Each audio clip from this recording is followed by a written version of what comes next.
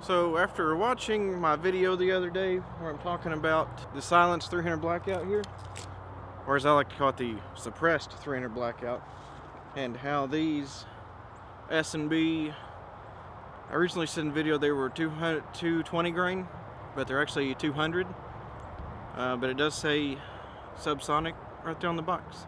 They don't sound subsonic. The 208 grain Hornady AMAX bullets that I got from Freedom Munitions sound a lot more quiet.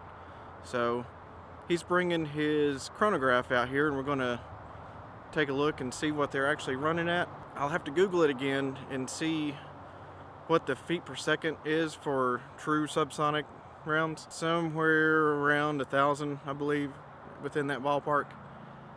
We would be filming already with the chronograph, but JunkFoodZombie got all the way to the parking lot over here and then realized that he didn't bring it. So he went back to the house and should be here any minute now with the chronograph, hopefully. So he's back. Let's see if he's got the chronograph with him this time.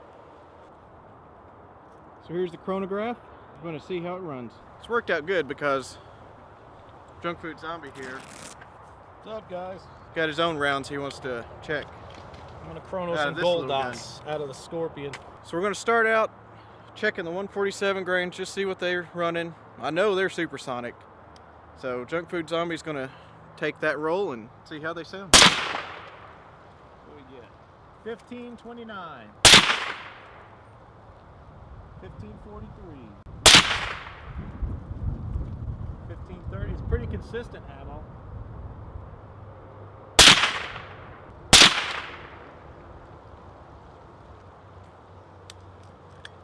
See what we got. It's consistent. It's all.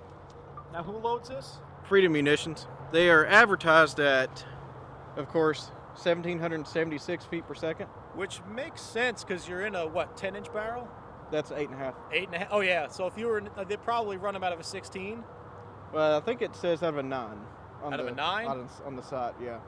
Okay, so you'd lose a little bit. I don't know if you'd lose that much, but I don't know if the suppressor's making a difference or not. But yeah. You got, let's see. At least they're consistent. 1554, 1548, 1530, 1543, 1529. The high 1554, low of 1529. Average 1540. Extreme spread at 25. That's not bad. So for these next two rounds, these are subsonics, in theory. I've got the first one loaded as the 208 grain AMAX from Freedom Munitions, and then the 200 grain S&B. I mistakenly said in the video the other day that they're 220, but they're 200, but the box does say subsonic, so we'll see. I'm gonna do this with my ears off. I hope I don't regret it. So this is the 208 grain AMAX? That's the 208 grain AMAX. Okay. Yeah, it's pretty loud. 938. Yeah, 967.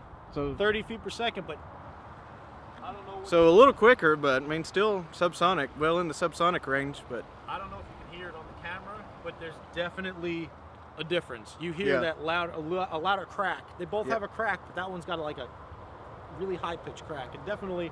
Yeah, the 208 grains definitely have a lower tone. Yeah. You hear a lot of people talk about suppressors and all that. You'll hear them talk about, oh, this suppressor has a good tone. That's what they're talking about. And a lot of that depends on the ammo too. You know, this one does have a good tone from what I understand. I don't think I would shoot either one of these extended without hearing protection. No, even that 208. Not. No, you do have some of it coming off that berm. You do have some sound reflection. So if you were to shoot, into an open area, I'm sure it wouldn't be as bad. Yeah. But I don't think I'd shoot without hearing protection for more than a few rounds. 1075. 1111. 1112. 1120. 1090. 1104. And 1103. It seems to hover around the 1100, like high 10s, low 11s.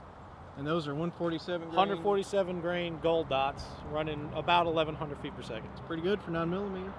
Yeah, at, what are we, 15 feet away? So you're a little bit away from muzzle velocity. So you're looking close to 1,100 feet per second for 147 grain. So that works. Now I'll go shoot the rest of them off my cheek and not my shoulder. Of course.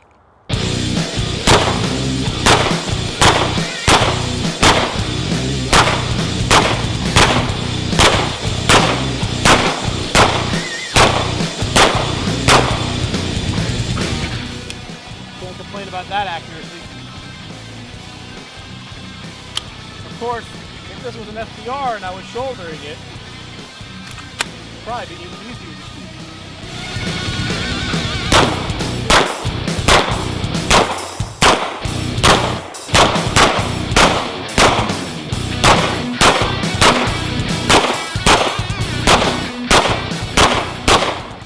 So JunkFoodZombie's had this Scorpion for a while now. You all saw it the first time I shot it and when he first got it. And you've got, what, 750 rounds through it? Just put the 750th round through it today. And I have not cleaned it since I got it. As soon as I got it, I brought it to the range, shot it. I just wanted to see how it would run dirty. You know, I'm not the type of person who just never cleans their guns. I generally tend to clean my guns most every time I shoot them. Because that's part of the fun. Because that's part of the fun. So I'm one of those people that enjoys sitting down, you know, disassembling the gun and cleaning it. But I have this as a home defense gun, so I want to make sure it's reliable even if it's dirty. And this 750 rounds, I've run everything from cheap 115 grain steel ammo. I've run the 115 grain aluminum in Federal and Independence. I have run the higher end practice ammo like the new Browning stuff in the nickel plated casings, 147 grain, 124 grain NATO rounds. I've run 50 rounds of this 147 grain gold dot hollow points, truncated cone bolt, everything you can think of pretty much.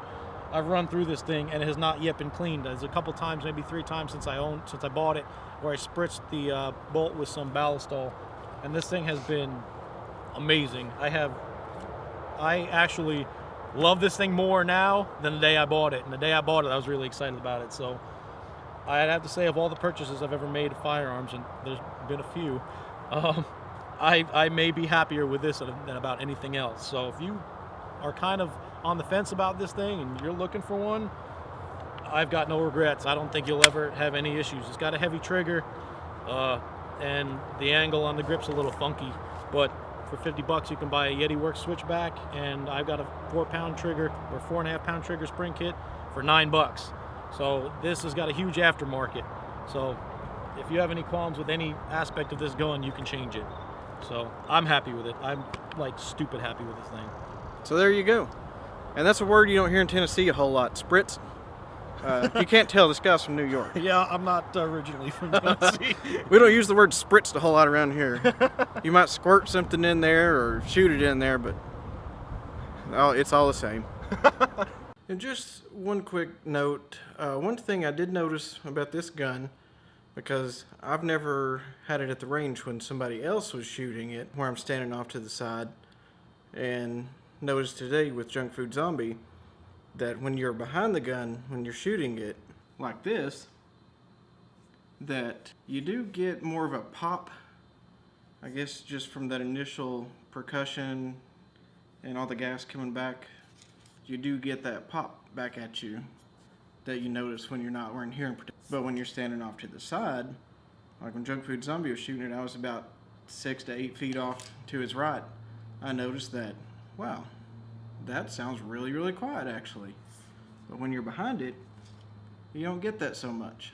Now with the bolt action or single shot, you don't have that issue, but with semi-auto, especially in an AR, you got all that gas coming back at you.